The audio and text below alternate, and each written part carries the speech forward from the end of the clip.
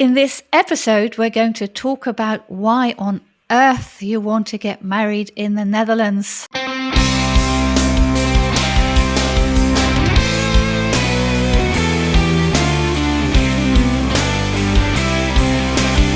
Hi there, bridal couples to be. Welcome to How to Get Married in Holland. The ultimate wedding podcast of and about the Netherlands. We, wedding ceremony experts, aka celebrants Daphne and Jasperien, share all ins and outs of getting married in our flat and fabulous country. Enjoy listening.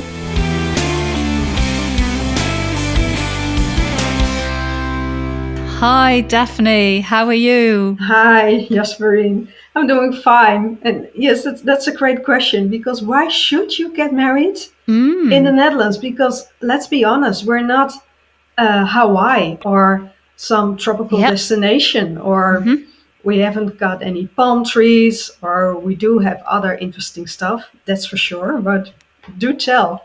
We've got lots of interesting stuff. Many reasons, many reasons to get married in the Netherlands, starting with, as far as I'm concerned, it could be very logical when one of the partners is Dutch, or when you have a relationship to the Netherlands, like, for example, when your parents are Dutch. There's a reason to come to the Netherlands. That's really the main reason to get married in the Netherlands. Same-sex weddings. If there's a couple, anyone can get married in the Netherlands who's over 18. Doesn't matter if you're a boy and a girl, or a boy and a boy, or a girl and a girl. Anything is possible. Has been possible for 20 years right now. Yeah. Speaking it's our 2021. anniversary. Yeah. Absolutely.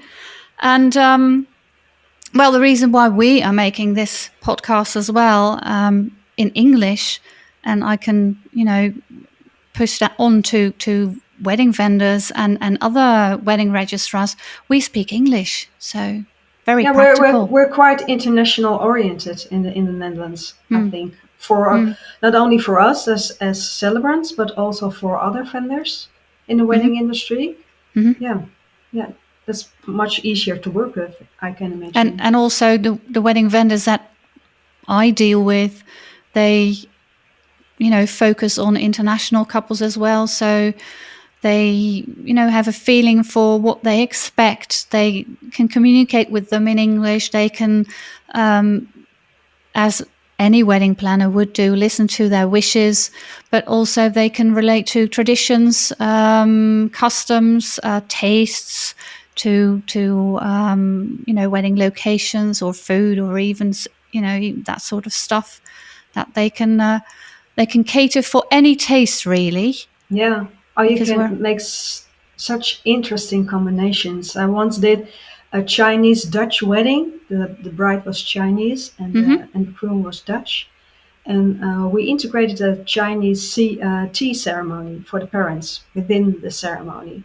So Nice. It's a way to express their gratitude to the parents. And it was such a beautiful gesture within the wedding ceremony itself. So yeah, that makes for quite interesting and That's just so nice. Yeah, it was. But that's really what we do, don't you think so? Try and listen to people, to where they come from, their roots, and try and integrate that into the ceremony.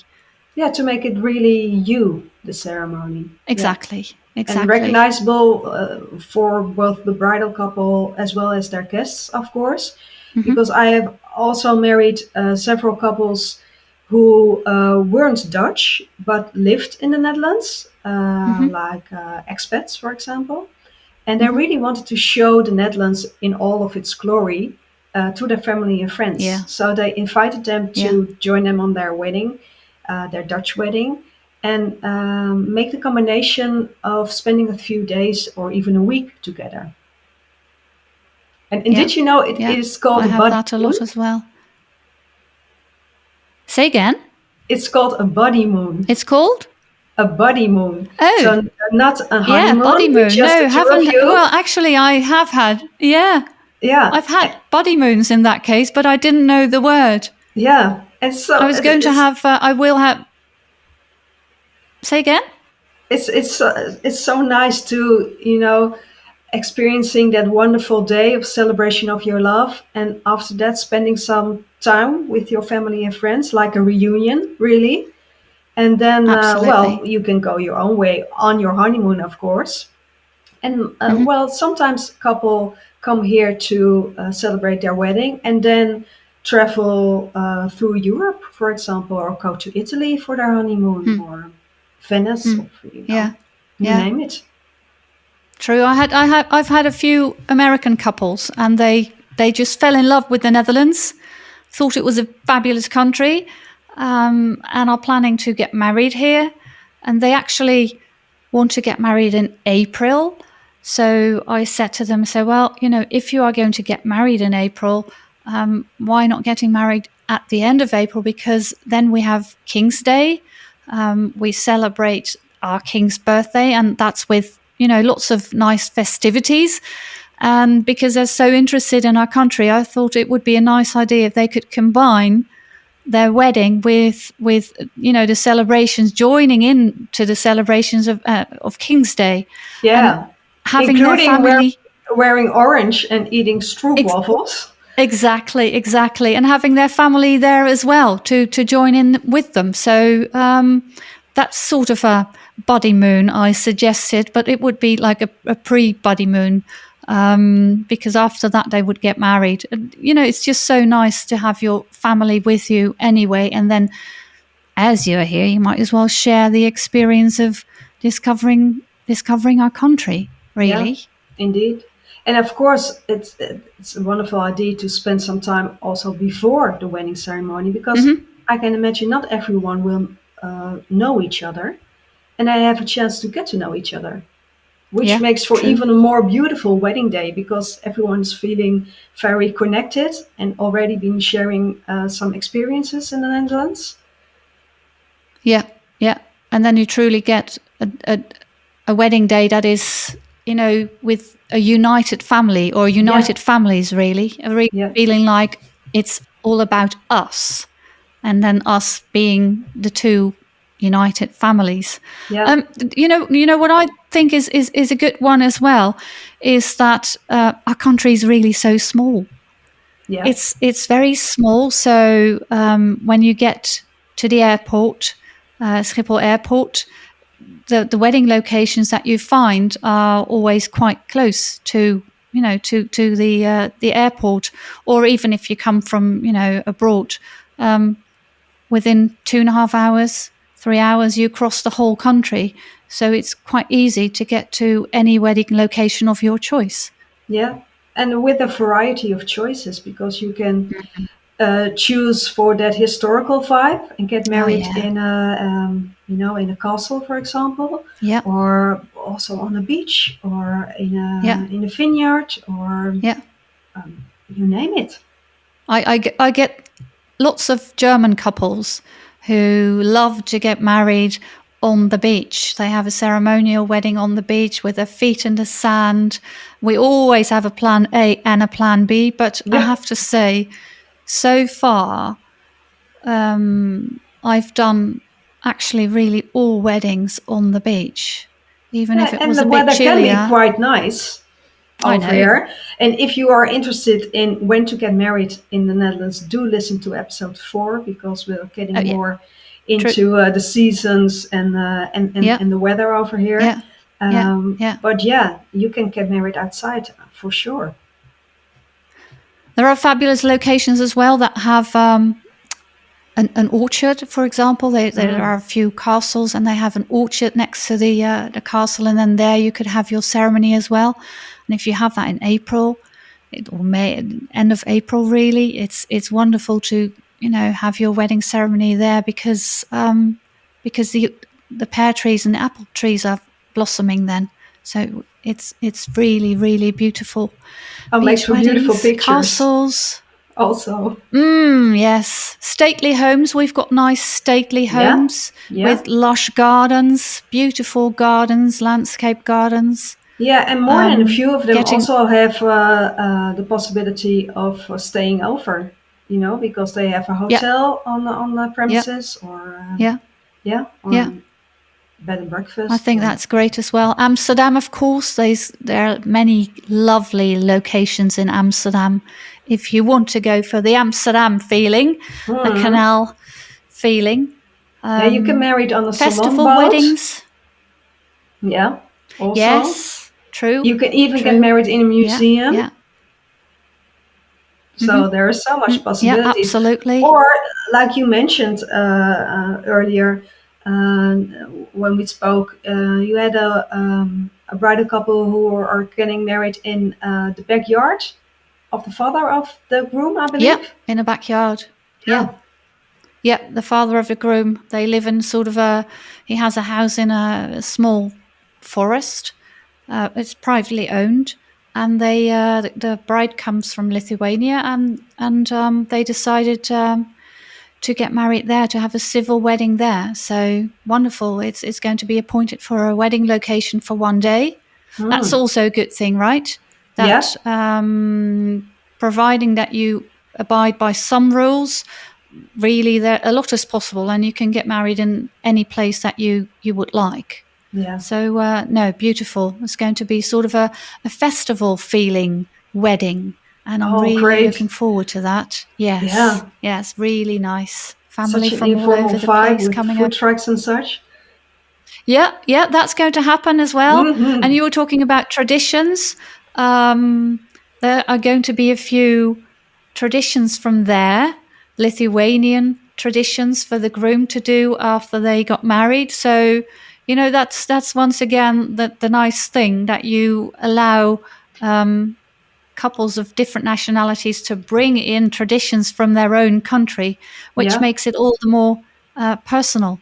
Yeah. That's really, again, it's our task. Just listen and blend in everything that suits the couple, that belongs to the couple, to make it really their ceremony. I'm not speaking Lithuanian, by the way. I'm doing it in English. But we can practice, because I once had also a Russian bride, and I don't speak Russian. But I did practice on, I wrote it down phonetically, and she spoke it in as an audio message for me, and I practiced and practiced. And then you can give the guest a warm welcome in another language. Yeah. Or even... That's the only thing I'm going to do then. Yeah. Yeah, we do want to guarantee some quality, right? So I do know a Lithuanian lady here in the Netherlands, so I am going to ask her for some help, and do a few phrases in Lithuanian to make especially the parents feel welcome. Yeah, because that's just very, very important. And also for that feeling of togetherness, right? Yeah. And I also had a couple, very important, that Russian bride and her American groom, who opted for the Netherlands because they wanted some neutral ground to celebrate their love. So they're kept on discussing where should we get married, America, Russia, and they eventually opted for the Netherlands because they loved Amsterdam and they wanted to share it with their family and friends. It was in the middle. It was in the middle. Yeah. In the middle, neutral ground. Yeah. So everyone came here. Yeah, they did. And there you go. And once again, since everyone speaks English here, for the couple, for both families, it's fabulous. Yeah, and even if they don't speak English, all of them, we can create several solutions, like printed highlights of the ceremony, or work together with a translator, or you name it. Yeah. I do that every now and then. I always discuss it with the couple. Yeah. If they want, I prefer not to repeat everything in the different languages. I try to make like a sort of an organic story out of it. But if they really want it, I make a full translation and I provide that to the family who doesn't speak the language, so they can read. They can read with me as I speak. But then they understand what I'm talking about. Mm-hmm. Yeah.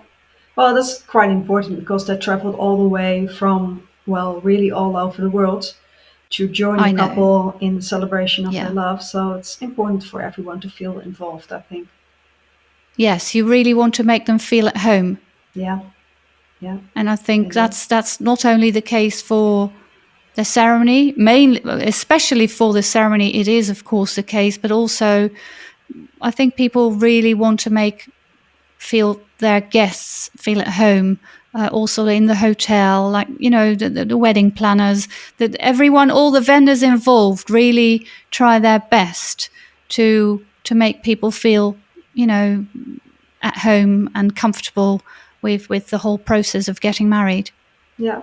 Yeah, because they're coming for the wedding, of course. That's the main reason. But it's also a holiday for them. Yeah. So, yeah, let's make Trying it to a be great hospitable. experience. Yeah. Yeah. Yeah. They have to think about it afterwards when they look back, not only the couple, but also their guests. They have to think about, I really want to go back to this country. It's a fabulous country with lovely people, lovely warm people, and there's still so much to be seen. Because that's the case, right? It's not only Amsterdam. No, there's so many other interesting places and beautiful places, of course. But yeah, many wedding guests are very surprised by the beauty of the Netherlands. So yeah, I always love to hear that, because of course we're so much more than windmills and wooden shoes and cheese. Yes, but yeah, but I know I always for want to sure. show people more. Yeah, or like almost a love travel guide or something like that. Yeah, absolutely. Yeah.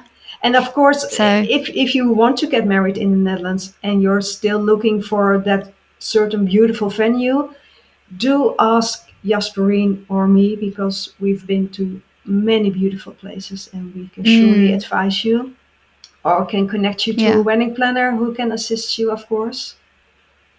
Yeah. For many tastes, we have our, good addresses. Yeah. To celebrate a wonderful wedding. Yeah. So, getting married in the Netherlands, I think it's a good idea. I think so too. Talk soon. Talk soon. Bye-bye. Thanks for listening to How to Get Married in Holland. We look forward to share more about organizing your wedding day in the Netherlands in the next episode. Hit the subscribe button so you won't miss anything. Any questions in the meantime? Please ask wedding celebrants Daphne or Jasperien. You can find us, plus the show notes, on Instagram. And if you love this podcast, please leave a review. It gives us a higher ranking, so more fun international couples with Dutch wedding plans will be able to find us. Until next time.